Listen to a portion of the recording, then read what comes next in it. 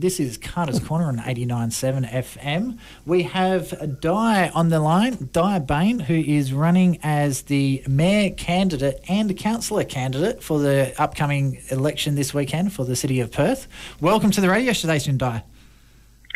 Travis, thank you very much for having me. Oh, it's phenomenal. So first of all, thank you very, very much for actually agreeing to come onto the show. I've put it out to all the candidates to see if they come on there. So thank you for actually accepting and coming onto our little community radio station. So what I'm hoping to do is create a platform where all the candidates across the board have the opportunity to put their story, their reasoning for running as a mayor forward. So the floor is yours. Di, tell us about yourself. Why did you decide to run for mayor? All right. Well, first of all, I need to explain to you, Travis, that I cut my teeth on community radio. Yes, you did tell me that when I was talking to you. Oh, look, it can be very dangerous. I mean, you can do all sorts of injuries. I understand. So, of course, when someone from community radio says, "Do you want to be on my show?" I would absolutely say yes. Oh, so I felt. So I do thank you for it. Yeah, no, it's great. You guys are volunteers. Our community, what makes our community great is people who want to volunteer and make it better.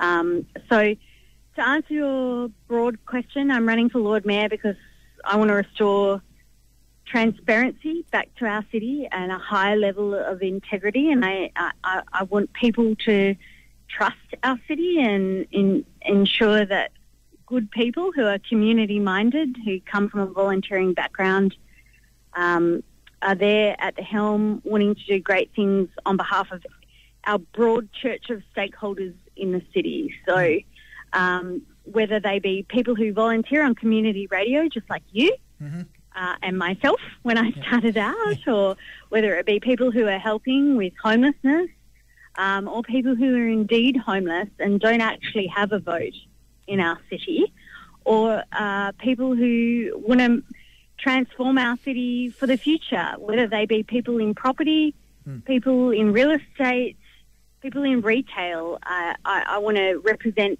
their interests and their needs, and I think I've got the commercial acumen to do that, and I've got a demonstrated background in delivering outcomes, whether it be for community, whether I'm the chair of Activate Perth, or business. I run my own business. I'm a principal of Bain Media, a creative and marketing company, or whether it be in government organisations. I'm a commissioner on the Board of Tourism Western Australia, and I'm a director of the Perth Zoo. So that's the reason why I think I'm qualified to run. Not sure if you've got any free time. Wow. I have to say, I did have a quick read of your bio. I didn't realise there was so many other things in there that I missed. So I have to say, in regards to the transparency side of things, I saw a couple of articles where you have been copying a bit of slack, especially from Channel 9 and the West Australian. But I have to say, from a voter myself, knowing that you're brave enough to say, right, this is how much money is being donated to me, I have to say, first of all, thank you very much for that. I have actually got the document there. I must admit, seeing that you've raised more money than Basil Zamplis, I think that's awesome. So one of the big things I've noticed, because I have trying to get ready for this show, I have been talking to quite a lot, walking around talking to people from the city of Perth. And so some of the major issues they've been talking to us, first of all, especially with everything that happened with Lisa, was the transparency side of things. I think you've covered that straight away. The one thing that I haven't seen you talk about yet is, and a lot of people probably won't understand this, so when you make a donation to a political candidate or a local council candidate, not only does the candidate have to declare, hey, I received this money, the person donating the money has to also say, hey, I've donated this money as well. On the gift registry, Di's donations are 1 for 1 all the way down, absolutely perfect. I don't know if you've had a chance to look at page 5 and 6. There's quite a few candidates on there that haven't been as transparent as yourself. Do you think that's going to erode out the trust within the Perth City after what's happened with Lisa Scafidi, or do you think that's just poor accounting on the candidate's part? That's actually a really good question. I haven't analysed the gift registry myself. Yep. I think but it'll be an issue that needs to be dealt with with the CEO after the election is completed, because whilst you might accept donations as a candidate, maybe it's not so much of an issue when you are an elected official. And it's at that point that all those discrepancies might need to be dealt with. And I think there are fines that come with the lack of declaration, which are as they should be. Do you think the fines are severe enough to encourage people to do the right thing? Do you think increasing the amount of the fine, do you think that's going to be something to deter people from trying to fudge the figures? Yeah, you know what, Travis? It's a really good question. I'm all about incentives rather than punitive measures, but what I've witnessed during this campaign is a whole lot of people, like, it's very easy to get around the gift policy. It's very easy to not declare. It's very easy to say, hey, don't give me the donation, give someone else the donation, or give my friend, or give this, or give my other family member, and then I won't have to declare it. Or, hey, no one's going to audit what we're doing, so I'm not going to declare it. No one cares anyway. There's no policing of it. So from that perspective, I think it's really concerning. And I think perhaps from a council level, we can be a little bit more, we can tighten that up or tighten that policy up. I'm not sure that, I think it's when you don't, when someone says, yes, I've declared and you haven't put that in, like the Electoral Commission or the City of Perth might come on and they'll tap you on the shoulder and say, hey, have you got your paperwork right? And you go, oh, oops, sorry. And then it's all okay. I think that's a little bit coy. You know what I mean? Like, I think it's very easy to do that. And there needs to be something that says, no, it's vital. And especially right now. It's definitely vital. It's very, very vital. So yeah, and if you're a candidate now after a $7.2 million inquiry, after 2.5 years of no counsel, all this kind of stuff, and you're not being open, honest, transparent, I think the pendulum has to swing a very long way to the honesty and transparency side of things before people will be able to trust you. Okay, and that's very well put out. Sorry if I feel like I'm cutting you off. It's just we are running out of time on the show. So no, go for it. And we do have other questions coming through. So the other big topics that I've been finding is cutting red tape for small businesses to try and stimulate the economy within the Perth community to create more jobs. And also homelessness seems to be the other really, really major issue that's going on at the moment. So let's start with the red tape in regards to small businesses. Have you got any ideas or any strategies in play which can assist in small businesses opening up, for medium-sized businesses to start hiring more people and just to get more, to kickstart the economy effectively? Yeah, absolutely. So I want to set up a business-led red tape reduction committee. So I want small business people, to sit on a committee and come and tell the council about all the red tape that they're experiencing. What about the green tape? What about the green tape? Specifically, like... Well, just, look, the EPA rules and that sort of thing and those sort of restrictions, I'm paraphrasing with EPA, obviously, but with those restrictions that... we still have the EPA? I've just forgotten their name, quite frankly. It is the EPA. There you go. Yeah. That essentially those restrictions that, do get in the way of business and small business in particular. Yeah, look, I think in the city, when you talk about green tape getting in the way, traditionally it's probably been the Swan River Trust and areas like that have kind of got in the way. So, in the city we don't have large mine sites, or whether they be oil and gas or iron ore or whatever, but what we do have is lots of small rules around whether you can put a, alfresco dining set out the front of or a pot plant indeed, out the front of your cafe, or in terms of green tape, whether or not you can have a party barge on the river, and whether you can have a ferry on the river, and all these, or whether you can land a helicopter. Interesting. Funny enough, on that point, I actually had a friend of mine whose business was destroyed because of that red-green tape when it came to the helicopter thing. So, yeah, look, it does affect lives. You put your foot in it. No, I'm not. Well, yeah, hello. Transparency, Aaron. Transparency, absolutely, yes. Well, his name is Brett, and it was about 5 years ago. Yeah, I know Brent. He used to work for the Apple Store, and he used to fly Robinsons. And I know Brett. No? Brett? Yeah, not Brent. Brett. And now he's living in Melbourne? He was Sydney last time I talked to him, but he may have moved. Okay. You never know. Small world. There you go. I fly helicopters as well, and I was familiar with it. Is a small bid. And I remember at the time, and it was in about 2017, I remember how overcomplicated it was. You talk about red tape. Oh. People were saying, oh, no, you need to build a helipad on the river. But then beyond that, I think it was like a $21 million exercise. And then you had to do all these things, and then you couldn't let oil leak into the river.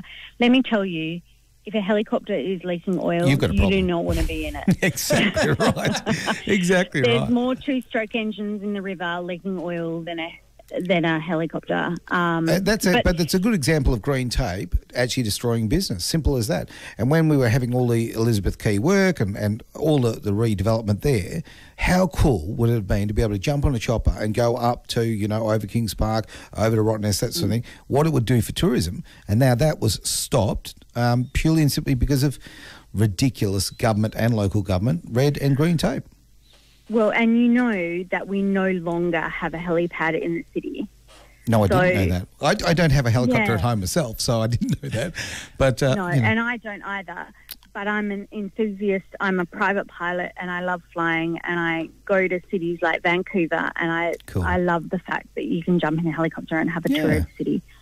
And we used to have a helipad over at where Waterbank is now. Mm-hmm. And they got rid of that, and hence Brett's, pitch for his helipad, and it kind of became like this huge, big drama. Yeah, it's only the one for Royal Perth Hospital, isn't it? That's the only one left, and obviously that's not for general pop. Mm. Yeah, so it's called over-egging the cake. Yeah, very, very true. But one thing what I do need to quickly jump in here for, we, as Aaron likes to put it, need to pay the bills. We do. So we do need to quickly jump onto a few messages, as you will. So what we'll do, we'll quickly go to these messages, and then we'll come back in about a minute and 20 seconds. Oh, that's very exact, my friend. Was it right? I can't see the board. Oh, look, I'm just not going to check. It's 21 to 10. Hope you're enjoying Carter's Corner on 89.7. I'm pressing the buttons for the boy on the other side, and that boy, he's a man. I know we've called him a boy a couple of times. Keep calling you the boy. I know. Well, when you're as old as I am, mate, everyone is, little boy or little girl. I mean, quite frankly, I'm ancient. It's what it is. It's not my fault you're a fossil. Thanks, mate. It's Travis Carter on the other side, Carter's Corner, and we have an illustrious guest. Would you like to introduce them once again, my friend? We have Diet Bain, who is a mayoral candidate for this weekend's Perth mayor election. So welcome back to the radio. So before the break in the song, we were talking about helicopters and transparency and all that sort of stuff. But the other questions that we've been getting asked is in regards to homelessness. What's part of your strategy to help alleviate the homelessness problem within Perth? Thank you very much. What I'd firstly like to say is I'm not much of an illustrious guest. I'm just Di. I'm running for council. Cross your fingers. I might get up. I might not. But, look, I'm likely to talk anything up, so that's okay, Di. There is no doubt that homelessness in our city is a major issue, and there should be no Lord Mayor in Australia that doesn't put homelessness in their capital city as the number one priority. We're a wealthy state. We're the only state that's, declaring a surplus. Yet here we have people on our streets. They don't have a roof over their head, and they're presenting in Perth because we have Royal Perth Hospital, we have the free transport network, A lot of people aren't originally from Perth. A lot of people, and this is the highest growing demographic or genre of person on our street, is women over 55. You know, they're going through COVID, they're separating because of domestic violence, and they're wearing out their welcome with their friends, and they're landing on our streets. And you might not see them in your shop front, but you will see them in their cars and around the city. So I think what we can do is, as a Lord Mayor, I can show some leadership and I can understand exactly what everyone's story is. There's not a lot of stories. There might be nearly 1,000, and I want to know everyone's story exactly. I want to know why they're there, how they got there. I have a question on that, if this is okay. I don't like gender politics. Simple as that, okay? I do not play the game with genders. So I'm concerned that you say that when, if we're going to play the gender card here, 76% of people on the streets are actually male. Now, I don't have any less empathy for either gender, simple as that, but I find that... Look, I find it an uncomfortable thing for you to bring up. I think that I think you should basically be thinking about people on their merits and caring for them and getting them off the streets and giving them the care that they need.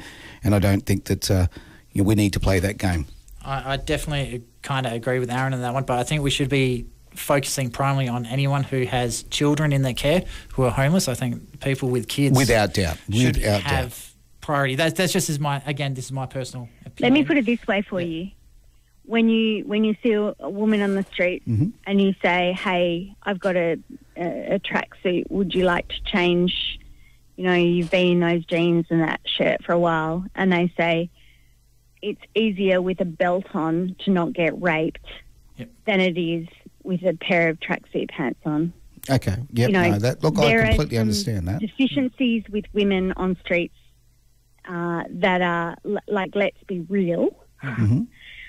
It's not like I don't want gender specific stuff either, but I can tell you right now there is more help for men in our city than there is for women, because women have traditionally not presented on our streets. Okay, could I see some evidence of that though? Yeah, absolutely. So go to the Salvation Army and the Beacon. Tell me how many there is shelter for women at night for women who present in broken, and I'm speaking specifically in the city boundary. Sure. There's shelter for women who are escaping domestic violence, but there's very few beds. Okay. There are if I can throw more interim beds for men. St. Bart's, Salvation Army, these are the traditional places for men. Okay. I'll tell you why I've got a particular level of sensitivity to that. I'm actually a male victim of domestic violence, and I found quite the opposite in the real world. So I don't want to, as I say, play the gender card. I think that, quite frankly, I don't care what gender you are. If you're homeless and you need care, you should get that care. You should have a warm place to stay, and you should be safe.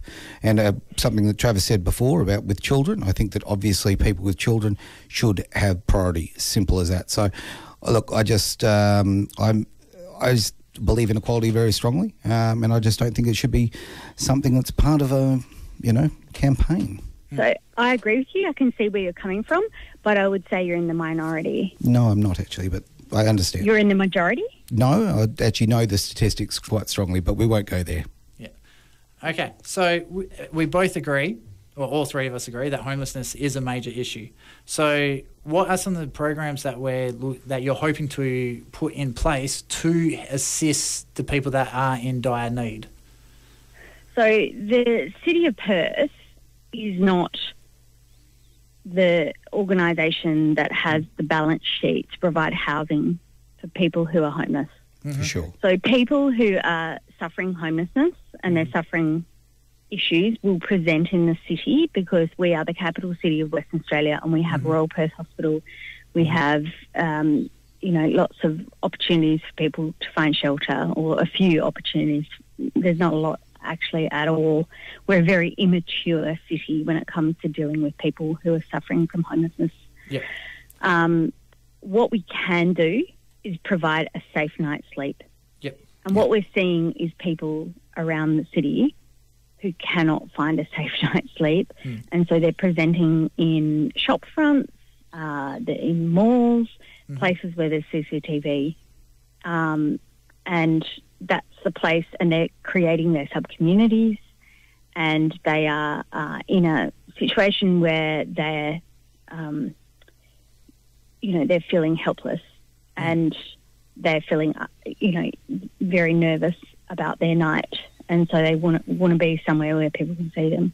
Okay. So what we as a city can do is find somewhere for people to find a safe night's sleep. We can support the by name list, which is RUA manages this list at the moment, and there's not a lot of integration into the City of Perth and government. So we need to understand who are the people presenting, what's their story, why they're presenting, and what services are they applying for or utilising. Okay. And then from there, work backwards. Every business starts with the numbers. We as a city need to start with the numbers. And from there, I think what we can do is integrate with our outreach services to provide that interim support. And then beyond that, I thoroughly agree. The fact is that, yes, it is the, if you obviously are successful and you get this role, I believe that's your position to provide temporary accommodation. It's certainly not to, cure the world's ills. I think that we've got other levels of government that should be doing more for homeless people. But as a temporary measure, I think it's very commendable, quite frankly. There is a flip side to everything, of course, and I've actually got a question here from one of our listeners, from Peter, who lives in Northbridge. Now, I'll again paraphrase as much as I can. Now, obviously, Peter can see that you have a lot of empathy for the plight of homeless in the city of Perth, and we all do, let's be absolutely frank with that. But are you aware of the plight, these are his words, of the plight of the rate-paying citizens who are affected every day by the antisocial behaviour and the criminal behaviour and that sort of thing that's happening in their doorsteps? Do you have sort of any plan to work with that to improve it for the ratepayers in the city? And as a ratepayer myself, I absolutely empathise with it, and it's kind of the reason why I put my hand up to run for council, because I thought I could make a contribution. So I think we can trial a shuttle bus service and help take people to the services that they require. Mm-hmm. And I think that we can support business. At the moment, what we're seeing is the balance is all out of whack. Perhaps it's to do with COVID, perhaps it's to do with more entrenched issues around the brand narrative for the city of Perth. But we're seeing more people who are sort of suffering issues and mental health issues, homelessness, etc., presenting on our streets than we are seeing, I suppose, families and normal people that that are dealing, engaging in the wheels of commerce in the city. So I think we need more people living in the city. We need a larger population of people who are not only engage in the city but live in the city, being in the very core of our city. And I think residents are the future of our city, and that's how we'll start seeing. And we need our economy to be a lot better than it is as well. And there's some things we can do with that, and there's some things we can't. So do you have any sort of plans in mind as far as really proactive things that will create tenancies for business, small business particularly in the CBD, that will improve that living standard so that, literally if you do live in the centre of Perth, you can pop down and get a coffee on a Sunday, Yeah, sure. So what I think we need to do as a city is recognise that we are no longer the retail capital of Western Australia. Mm-hmm. Yeah. And beyond that, we need to invest in people and residents. But what we can be is what we offer that no suburban shopping complex offers is entertainment and activity. We've got all our institutions here in Perth. We've got the art gallery, the museum, the Perth Library. We've got our open air malls.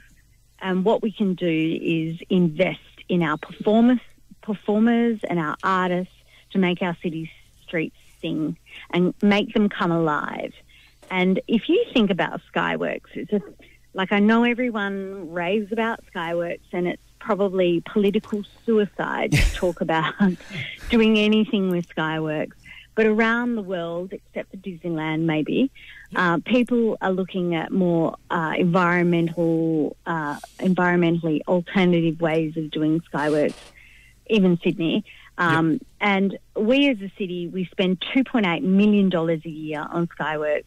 And what I'm saying is that my ratepayers, aside from maybe a few hotels, but everyone else is saying we don't get value for money. If you put that down to if you basically do the math, it's $50,000 a week.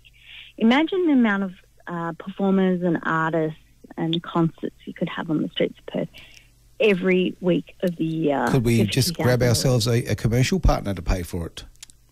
Well, we could do that, although at the moment, if you talk to anyone in the event industry space, they're a little bit frustrated.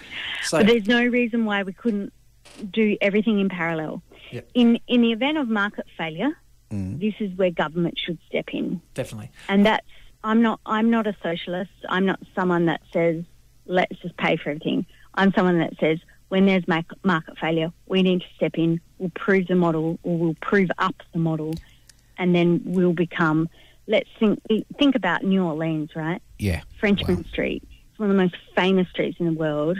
It's on people's bucket list to go there because you get the most talented people in the world performing on those streets. I cannot agree with you more on that one, Di. I have to, unfortunately, keep an eye on this clock, and I would love to keep talking to you, but we are very rapidly running up close to 10 o'clock tonight. So, Di, it's been absolutely stellar. In the last minute 50, can we get you to wrap up and try and convince the last people listening why should we vote for you over everyone else?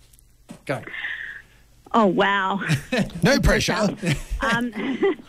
Vote for me. Sorry, I'm walking out on the street now. Okay. Vote for me because I am someone that represents community. I've been a volunteer for the last nearly 3 years in our city, but I also represent business. I've run my own business. I've got a creative marketing agency, Bain Media. We've done lots of things, including the WA Day long weekend.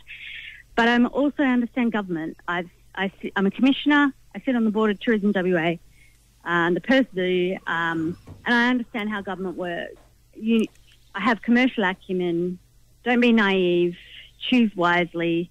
It's not going to be all about me. I think those days are over. It's going to be about the team and the CEO at the City of Perth, who's a can-do woman, and going to be about the community who wants to actually... Everyone loves Perth, and I think collectively we can do really cool things. Oh, I played it earlier. Heaven is a place in Perth, right? Yeah, I played the song. God, you're cheesy. I haven't heard that. That's actually really good. You were so cheesy. Oh, man. it goes back to many, many years ago, 20-odd years ago. I thought I was going to open a nightclub, and I thought, let's call it Heaven. Heaven is a place in Perth. I'm a sad man, but never mind. Yeah. All right, Di, There's still time. There is still time. If I just knew someone who was really good at campaigning for cash, great. So, Di, you have been absolutely stellar. I cannot thank you enough for coming onto the show. Also to Bruce and David Ho for also coming onto the show. So make sure you guys either get your ballots in ASAP or head into the Perth City to put your votes in. It's this Saturday. So best of luck. And again, thank you very much for coming onto the show with us today. Awesome. Thanks, guys. I really appreciate it. Absolutely our pleasure. Thank you very much for that, Di. All right, before we go anywhere, mate, I think you should just wrap it up if you could. I'm going to give you 30 seconds to tell me about how you think your first show went with Carter's Corner. I reckon it was hilarious. Very stressful. Biting my tongue here. But I think it's been brilliant, and I can't wait for the next one. And I'm looking at this big red number counting down. I do need to quickly point out that... Very quickly? On the 24th of October, we've just had a message sent through. Picnic for Rally, Health and Liberty. So that's out Parliament House Gardens, West Perth, Saturday 24th of October from 11 a.m. to 2. So there will be kids, pets welcome, and also entertainment, live musicians from 11